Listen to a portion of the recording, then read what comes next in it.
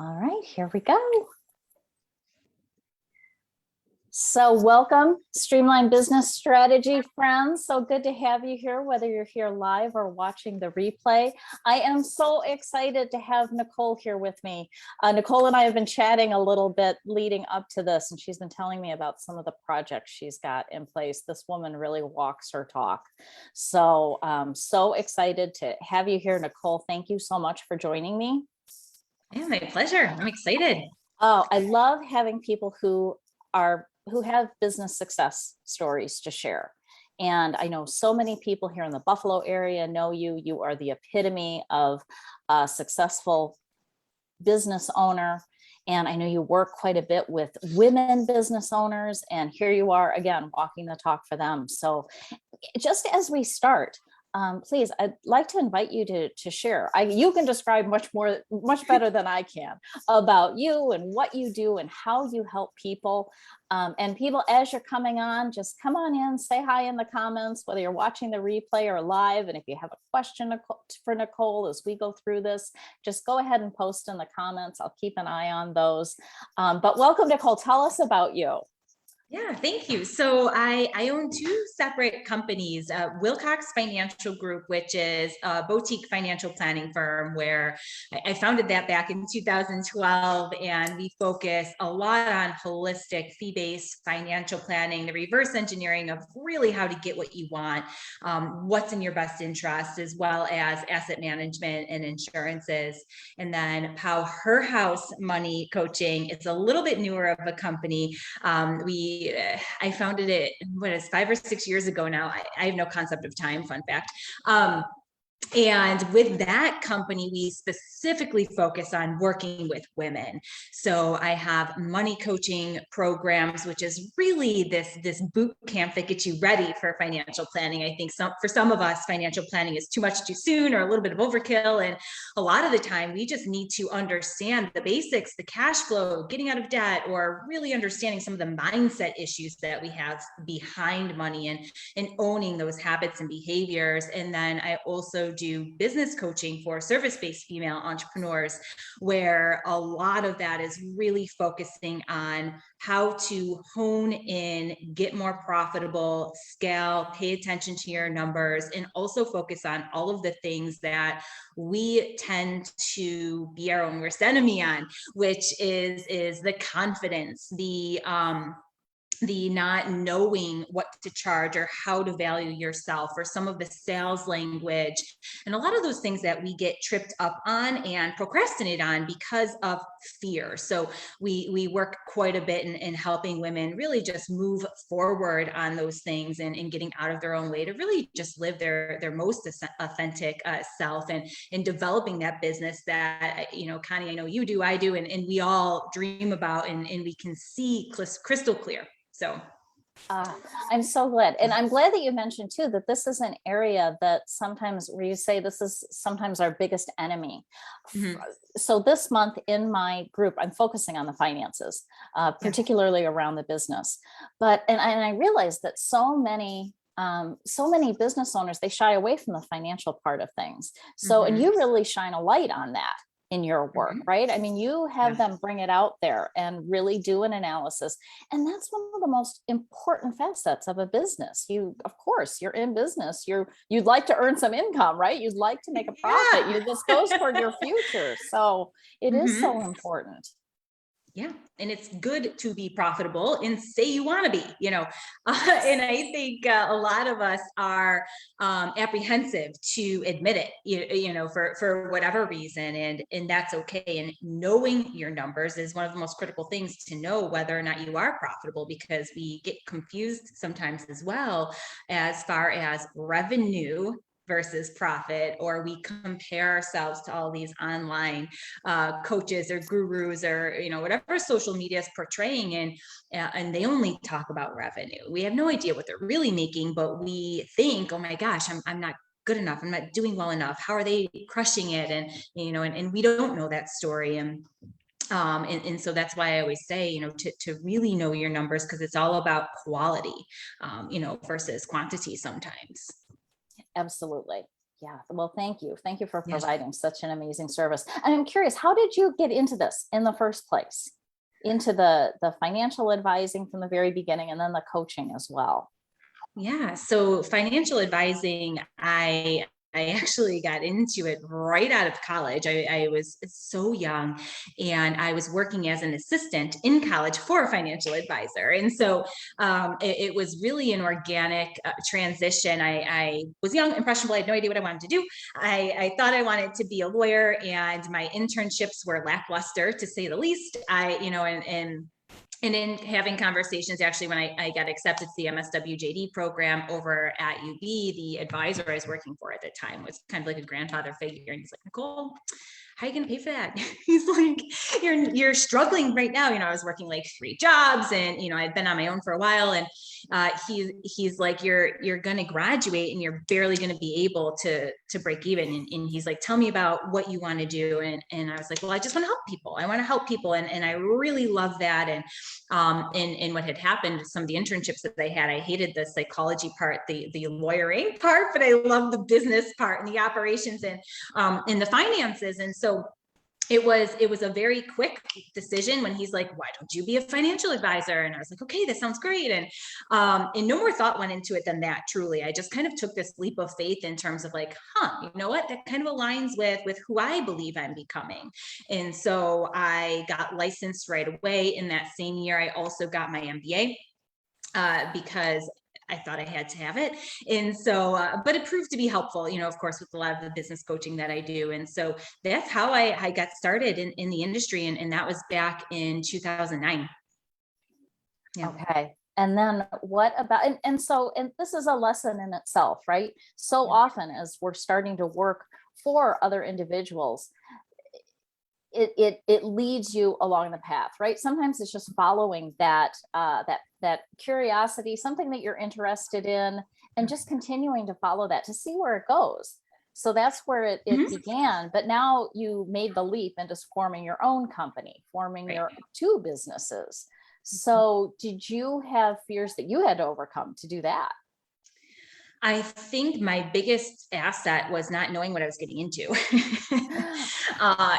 If I knew what it was going to take, I probably would have never done it. So I think that in itself is a blessing, right? When I went out on my own, but I knew intuitively that I couldn't do what I wanted where I was. I was in a large organization. It was heavily sales focused, product focused, and I wanted to really do more holistic financial planning. And I also wanted to build a space that didn't exist. It's one of my personal missions to just create this movement around how women think about money, about how we think about money, how we think and feel about planning in general, and make it a space where it's fun, it's not intimidating, it's easy to talk about, and it's really important. Versus, I think the old way of selling on intimidation, right?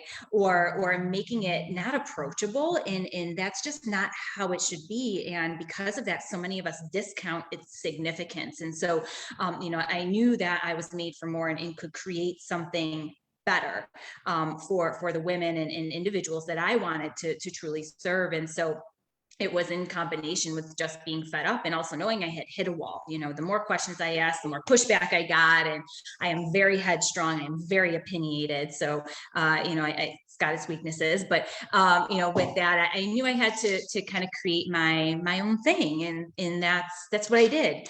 And at the time I was good at my craft. I was a great financial planner. I had a ton of education and knowledge. I was horrible at being a business owner because I had no idea what the hell I was doing. So, I got the real life, real experiences, the expensive mistakes, did it all. And it took a lot of failure, and fortunately I failed fast, which was good. So I was able to build on that. But in doing that, it made me realize, like, holy shit, there's a lot of other women on an island like me that could use help, that could use coaching. And I invested, a lot on my own in developing that. And so it was again, like an organic transition into, I was casually helping other businesses in terms of figuring out how to become more profitable or change how they're doing business, or helping in a myriad of ways. And so over the years, as I realized it was more of a need, I developed more formal programming around it, right? And really just off the basis of like, hey, this is what not to do, right? I learned that, been there, done that. And then of course, all the things that I learned along the way and over the last 13 years of building all of that. Absolutely. So I'd love to hear you share some of what you're seeing with your clients, with women in business in particular. So are you finding, as you work with your clients, that there are kind of recurring themes that come up when it comes to women in business and finance or their money? Avoidance. Thank you.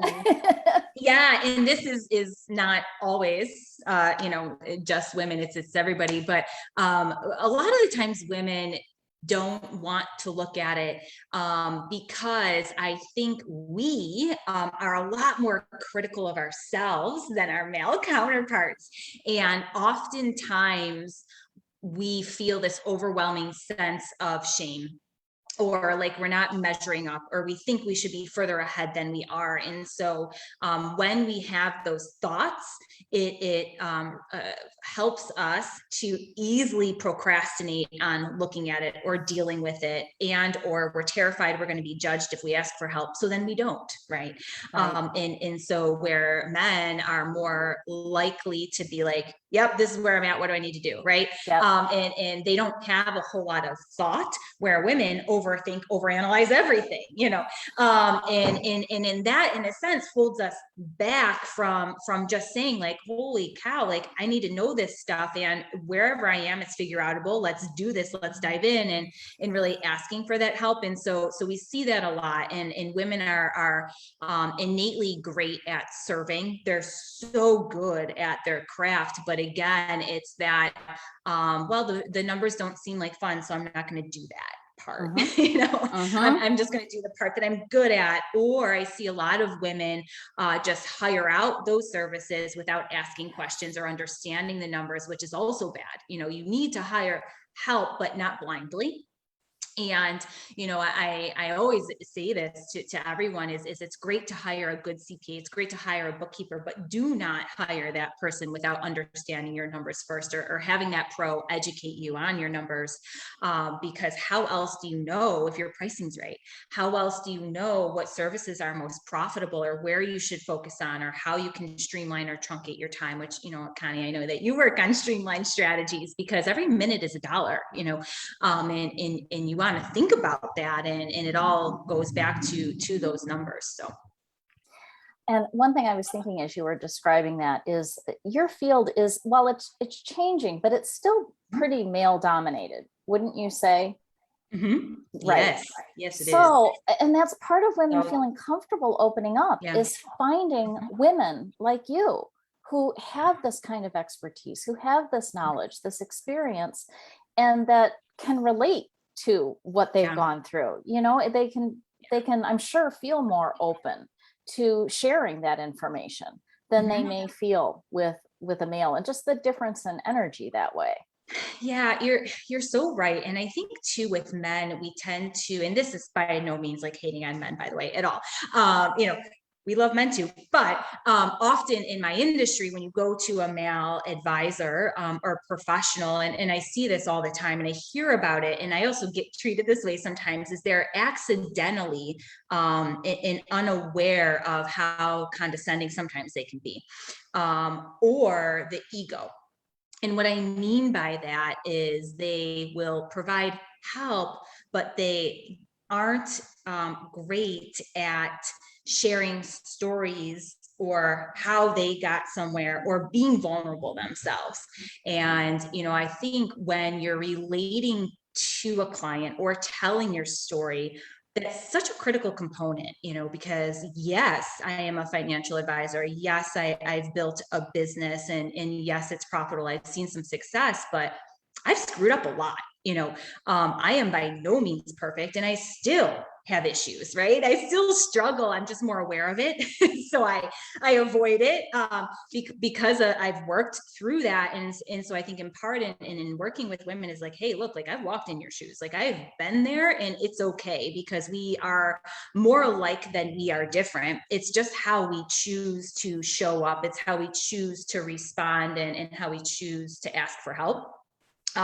So that we can always, in our respective fields, continue to really work on our zone of genius, not our zone of competence, right? And really get the help in areas that we need it, and feel confident about that, which, is another thing that I find a lot of women need more of, is confidence, and in believing that they're worth the effort, whether it's working hard in the business, asking for what they're worth, or just asking and finding that help. It's interesting. So I popped over into the page to see who was here initially. And the first three people that I saw were men who popped up, right? So it's Mike Anderson, it's Brian Ellsworth, it's Dan Schlein. And I'm thinking to myself, you guys, yeah, but you guys, hopefully you're still here watching, but you guys have that empathy. I mean, I know all three of you. Yeah. I think you do as well, Nicholle. You guys, Nicole's not talking about you when she's talking about sometimes how men are, can be condescending. You guys appreciate that. And I hope for any other guys who are either watching the replay or here live, really take that to heart, because, that is a really important factor that you brought up, that women need to feel that safety to be able to open up. So whether it's with a man or a woman, but love that approach to what you do with your clients. And and I see Thonda's here. Thonda's the owner of Limehouse. Thonda has her own consulting business. She's awesome. She's amazing, and her food is amazing too. I've got to get over there. So good. I was there not too long ago with a group of girlfriends, and I believe I talked to her. Yeah. So we all went there for a birthday dinner. Yeah. Such a great place. And Laura wants to learn more information about your programs. So I have a couple more questions for you, but then I'd love for you to share about the programs that you do have for women, because I know Laura's not the only person out there who wants to know this. Okay. So, all right. So in your powerhouse, am I pronouncing that right? Emphasis on powerhouse. Yep. All right. In your powerhouse coaching, when you're working with women, what are just, what are some ways that women can take their business to the next level? What are some important steps that you recommend they follow, just in general, when they're up leveling their business? Mm-hmm. I think the first is, are you being authentic? So a lot of times we do what we think we should be doing because of everybody else's expectation. And that was me for a good long time. So, again, I'm not exempt of any of these things, but really asking yourself, like, are you showing up as you are, and being authentic and truly doing what you want to do and living your purpose? Because sometimes it can be hidden in sneaky little ways. And so that's the first thing to ask yourself, because the more you choose to show up as your authentic self, you can then realize where you can focus, and in business, when you talk to everyone, you talk to no one, of course, especially service-based businesses, especially when you're a small business. I don't think anyone here is Amazon, right? And so the more specific, the more tailored you can be in terms of what you specialize in, the more people will actually seek you versus you having to seek them out. And so if you can start to really narrow in on who your target market is, what that ideal client is, and really understand who you want to serve and work with, it's probably going to be someone just like you, right? Or similar, or you're going to have a lot of similarities. And that first step is asking, who am I? Who am I becoming? What do I want to be? Who do I want to serve? And where is my area of which I am better than everybody else? And I know that through and through, because if you can create the confidence around where you are going to be the expert, it will help you then begin begin to sell better, right? People buy confidence, they buy authenticity. It's so easy to sniff out the people who are just all talk, or they're not really being authentic, and I think all of us can relate to that, especially if you've had a poor interaction with a salesperson or a business owner, and you're like, oh, I feel a little bit dirty after that one, so that's the first thing to think about. And the next truly is like, where are you going? What are your goals? And oftentimes I think, us again is being an entrepreneur. We're like, yeah, we want to be successful. We want to make 6 or 7 figures, but we like never get granular. And more importantly, we never ask ourselves why we want to get there. Like, why do you want to make that much? And if we don't think about our why, our purpose, you're never going to hit the numbers, because they're not going to matter. They're just not, it's just all this like fake fluff. And so, dig into like why you want to hit it.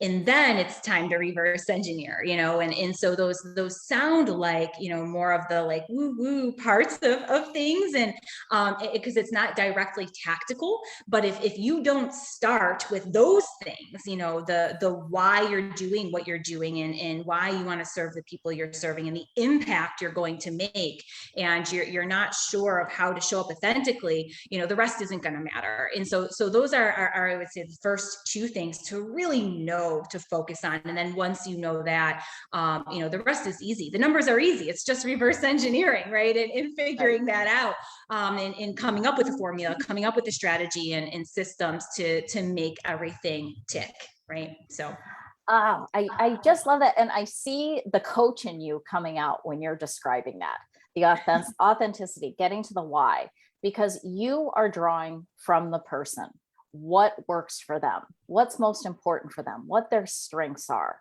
which is what we do as coaches.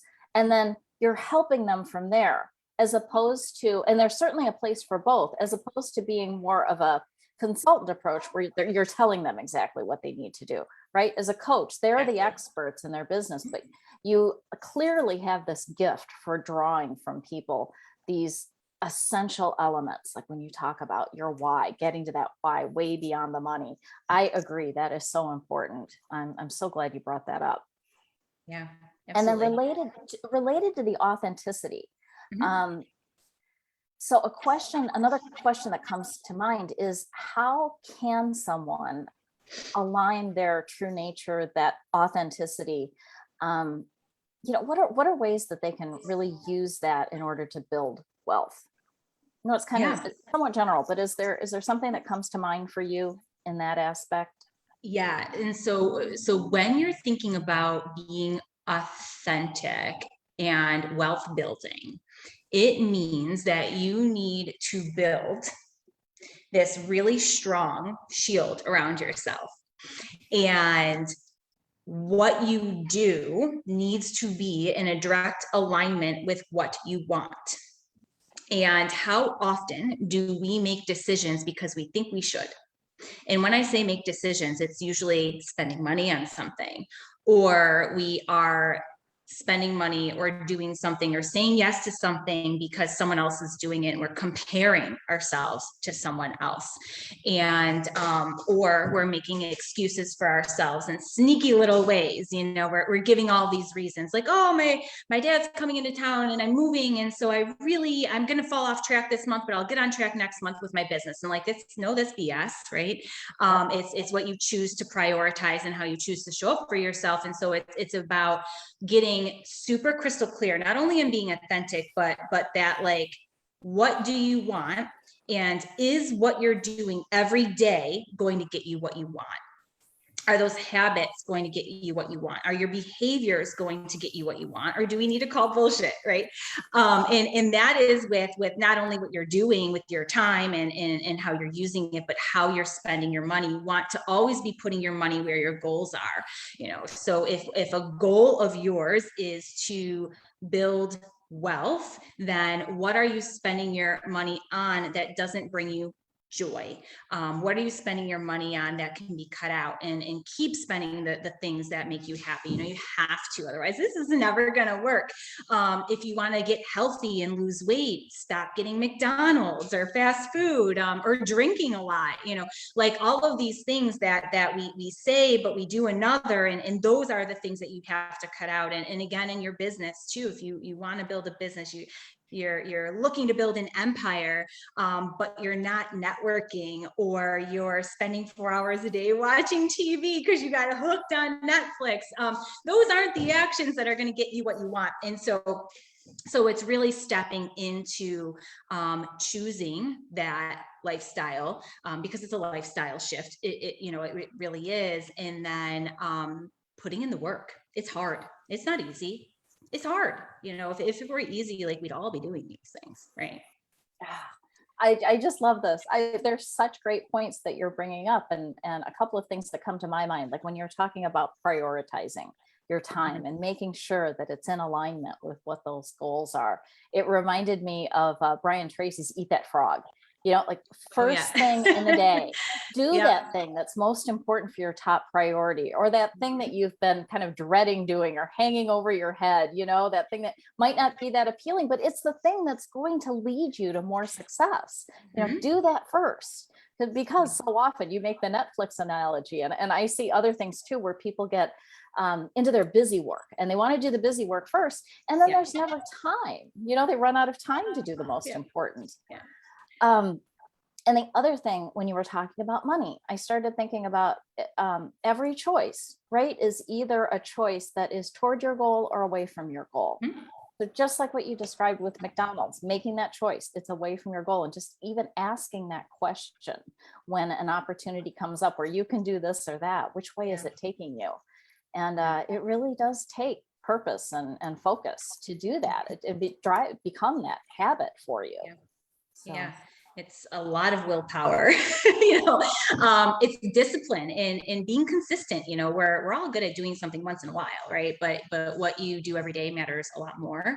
And I think it's important for all of us to remember, Connie, when you were talking, you made me think of this, like, busy is not productive, right? And so it's kind of being able to focus on that, right? And have the strength to call yourself out and or not, and hire someone to help you with it. But either way, it's being okay with recognizing, and then being comfortable with getting uncomfortable and ready for that growth. Yep, absolutely. Well, if you would, I want to be respectful of your time here, but before we do wrap things up, I'd love to know, and I'll post this in the comments as well. I'll post it actually when I update the post with the live. What do you have going on? What are you most excited about in your business right now that you're offering to business owners? Sure. Well, a couple of things. And the first is not specifically just for business owners, but I'm going to talk about it anyways, because it's this month. We have your Own Your Future workshop at our office. It's September 29th. I will put a link, or give you the link, Connie, for the comments, and I will give everyone in your group a 50% discount for attending as well. Thank you. It is Own Your Future, How to Be a Money Bitch. And it's such a fun workshop. Men are welcome. You'll get a copy of our book, Money Bitch. And we talk about all of the important parts of having a solid financial plan, of building wealth, but in a really fun way. Like, I promise you, these workshops, we have so much fun, and it's about realizing what's important and how to take action on it in a way that is just like simple and doable. So that's our workshop. And then for business owners, we are going to be launching our next mastermind. So that starts, Connie, in January. We will be launching in January. We're going to lock it out and close it out the first week in December. And then there will be early bird pricing until October 15th. So that is a year-long program for service-based female entrepreneurs. We cap it to 6 to 8 women. It's industry exclusive. And it's an amazing experience. It is so cool to have that community where you're surrounded by other like-minded women who want to crush it, but also need support. And we're all going through stuff, right? And so that program is really meant and structured for people who are busy. We give you no excuses. It's easy. It's done on your time, in your pockets of time, to get that coaching, to get that accountability, and all the tools that you really do need to get to that next level in your business. Fantastic. You mentioned your book. Everyone, Yes. men or women, Money Bitch, get that book. It's amazing.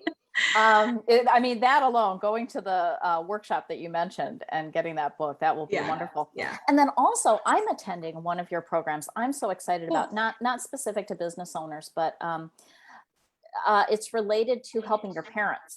Oh, And yes. yeah, That one too. That's this month as well. Is it the 27th, Connie? I'd have to look at my calendar. I I'm signed think, up, but I don't recall the date, but we can yes. add that.